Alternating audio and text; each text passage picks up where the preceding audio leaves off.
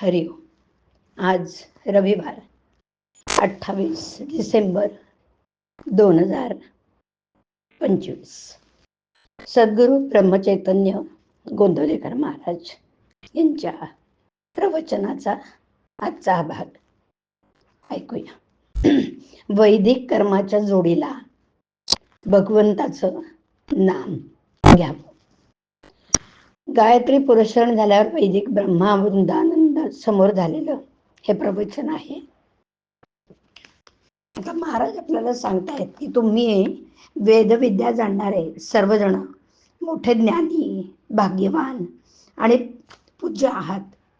इतकी वर्ष वेदविद्या तुम्ही जतन करून ठेवली आहे, हे तुमचे फार मोठे उपकार आहेत. तुमची योग्यता खरोखर मोठी आहे. त्याच्या उलट माझी स्थिती, मी एक अज्ञ मनुष्य आहे. मला वेदविद्येचा गंध नाही, ग्रंथांचं ज्ञान नाही.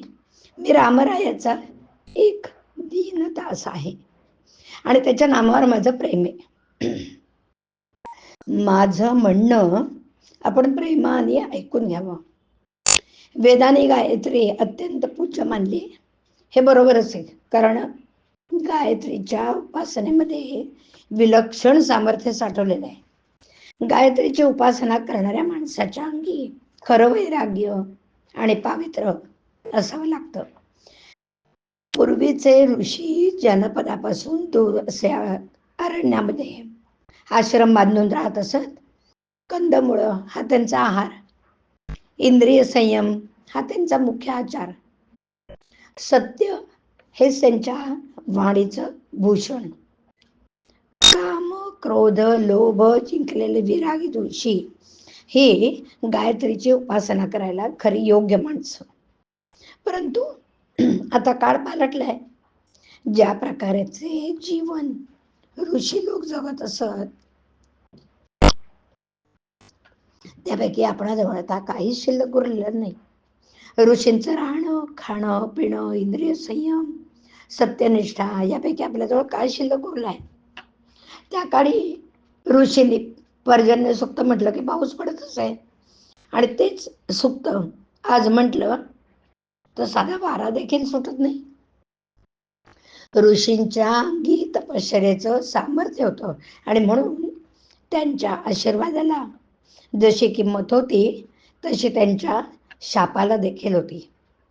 जीवनाबद्दल पूर्वी असणारी निष्ठा आज बदलली.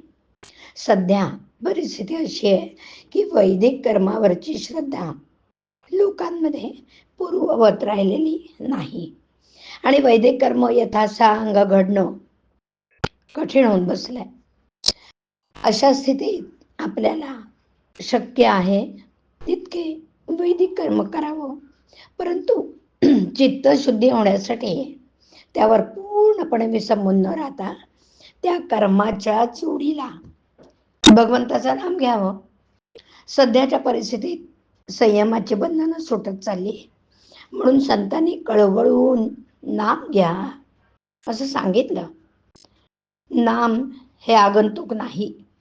आदी नारायणाने वेद सांगण्याच्या वेळी जो ओमचा ध्वनी केला ना, ते नामच आहे. आणि म्हणून आपणा सर्वांना माझी विनंती की आपण नाम घेत जावं. किंबहुना आपण नाम घेतले तरच वेदांचा खरा अर्थ कळेल अशी माझी खात्री आहे. वैदिक कर्मांना आहार विहाराची बंधनं आहेत, भगवंताच्या नामाला नाहीत. हरिओम. हरिओम तत्सत. हरिओम.